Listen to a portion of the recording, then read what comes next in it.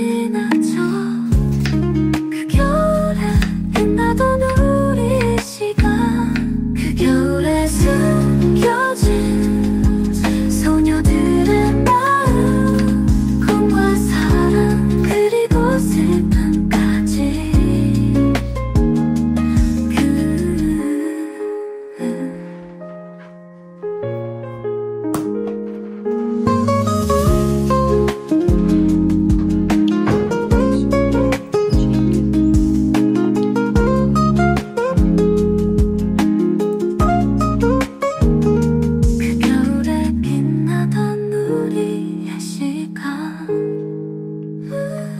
그 겨울에 숨겨진 소녀들의 마음 꿈과 사랑 그리고 슬픔까지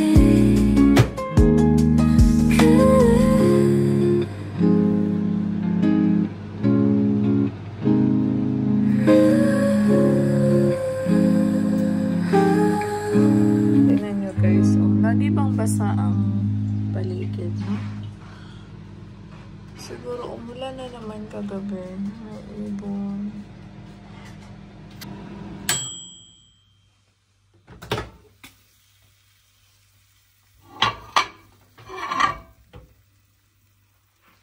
Wow, sobrang init na niya guys.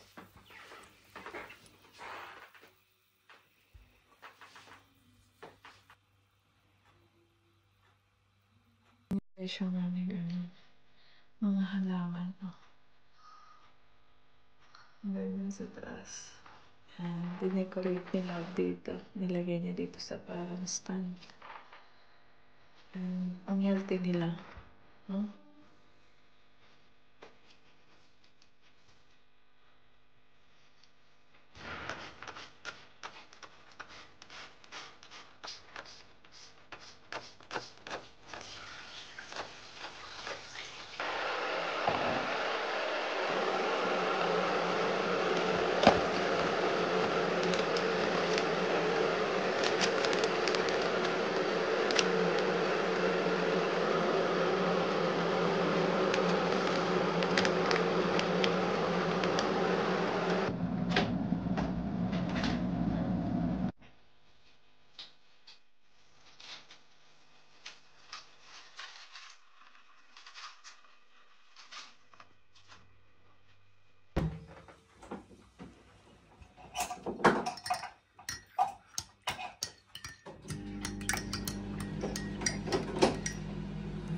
Bango ng chocolate.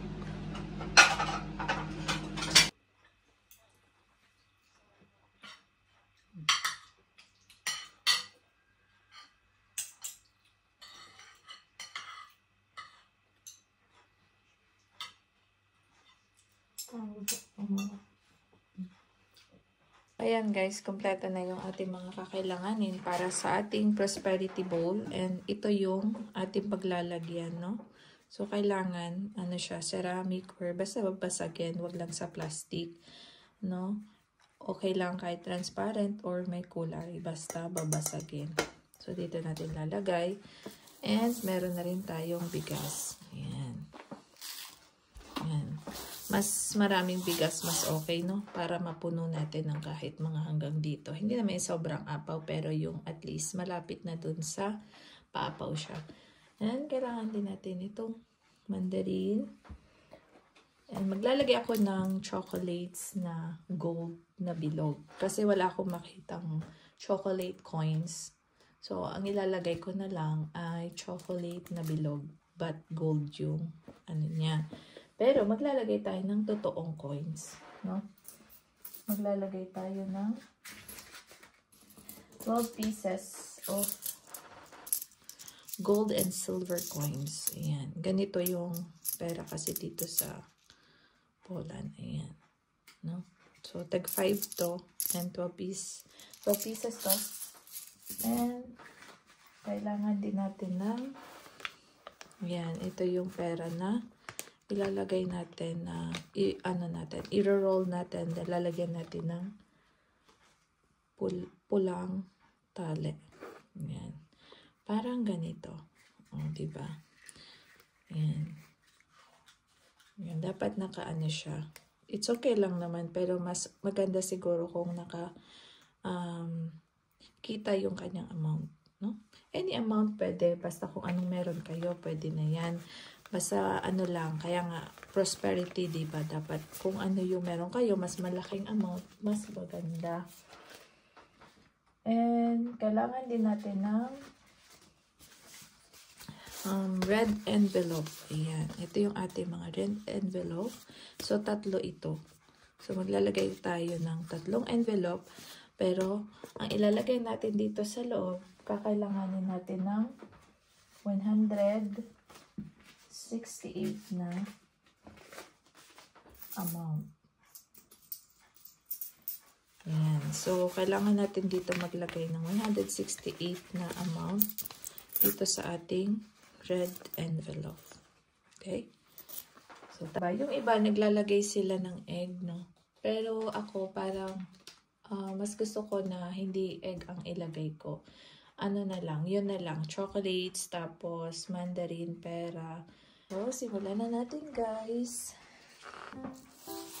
So, una, maglalagay muna tayo ng bigas. Okay.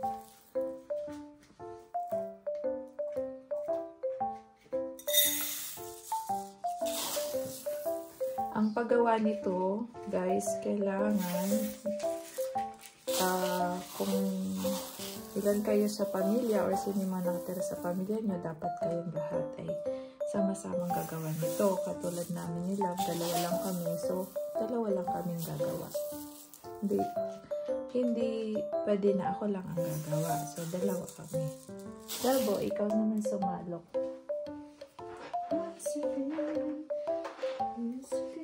Ilan? Gano'n ka Sige. Okay. Hanggang medyo mapuno na siya.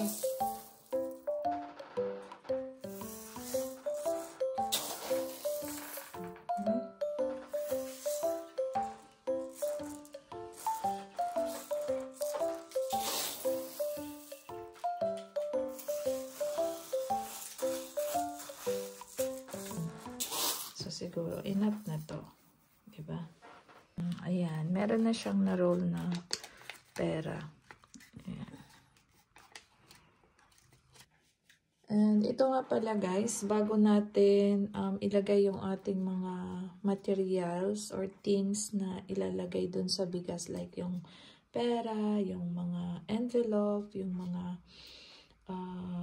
coins, at saka kung meron pa kayong i-add na mga things, kailangan ay pausukan muna natin itong sage. So, ito ay sage. Ginagamit ito para ma-cleanse muna lahat yung ating mga ilalagay. Like, kung gusto mong lagyan, for example, nitong stones. Ayan, ito ay amethyst stones. No, ganda niya. And itong isa naman ay aragonite stone. So, meron tayong stones. Kung gusto niyo lagyan, kailangan lahat yan ay pausukan muna natin ng sage. I-cleanse muna natin. Kasi alam niyo naman na ang sage is good for cleansing. No? Para ma-cleanse lahat ng mga, for example, yung pera, like ito, mga pera na to, marami na tong humawak. No? Marami ng kamay ang humawak. So, kailangan nating i-cleanse muna lahat. Gagawin natin is pausok muna tayo. Ayan. Padaanan nyo lang siya ng usok.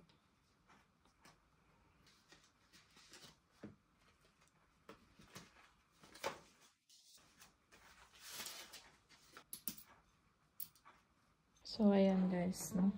Napausukan na natin lahat ng ating mga ilalagay. So, ilagay na natin yung ating chocolates. No, yung iba, itlog ang nilalagay. So, ako, instead na itlog, chocolate gold ang aking ilalagay na bilog pa rin. So, 12 pieces.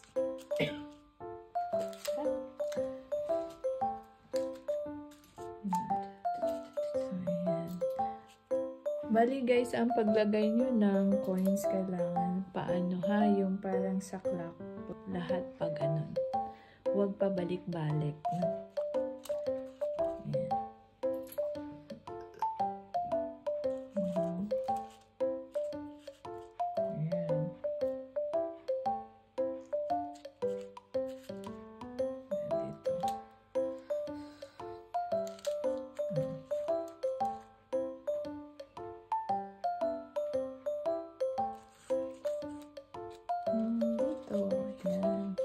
So, ganun din sa pera.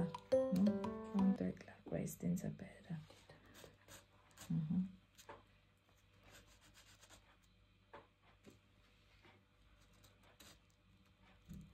nakapasa.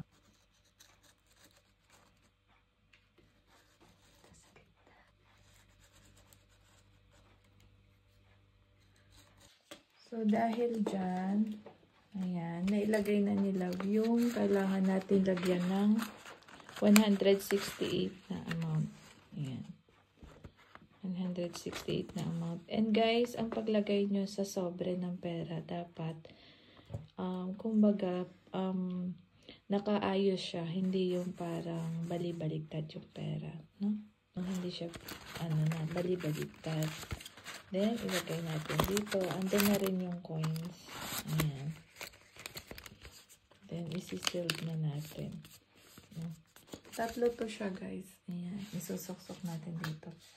And, ilalagay natin yung etong ating mandarin dito sa gitna. Ayan. O, dito natin ilalagay sa, ayan, sa gilid. Ang ating pinaka-hongpao. Yan, ang ganda. O, diba? Yan, meron na tayong prosperity bowl. Ayan. So, ayan guys.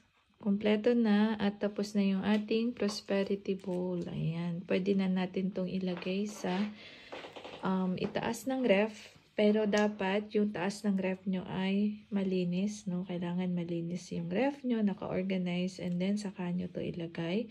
Pwede rin sa pinaka dining room or dining area nyo, sa table, ilagay nyo. Or mas maganda is ilagay nyo ito sa southeast corner ng inyong bahay, which is nandun ang ating money corner, no? And then, 3 days before New Year, dapat makagawa na kayo nito, guys. And then, after nun, before New Year, kailangan tayo ay nakapagpasalamat na. Then, para itong pinakaalay natin, no, sa ating Panginoon, sa taas, sa universe. And then, after ng New Year, January 2, January 3, ayan. Pwede na nating i-gift itong pera, no? Pwede itong ipasok nyo sa account nyo. And then ito. So, ito hindi siguro tatanggapin sa ATM machine kasi, di ba, may mga coins. Pwede naman nyo ipasok ng diretso sa, siguro sa teller or sa bangko. Ayan, i-deposit nyo doon. And kung hindi naman, i-keep nyo lang ito sa inyong wallet. And then, the rest of the money, pwede nyo na yang itabi or ibangko muna, no? And then, yung mga chocolates, pwede na yan natin ipamigay or ipakain. And then, itong mga coins din, i-keep din natin siya.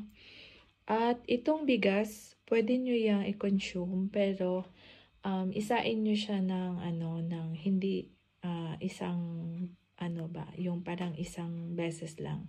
Kumbaga, magsaing kayo ngayon, tapos yung the rest sa susunod na araw, and then sa susunod ulit na araw hanggang maubos yung bigas.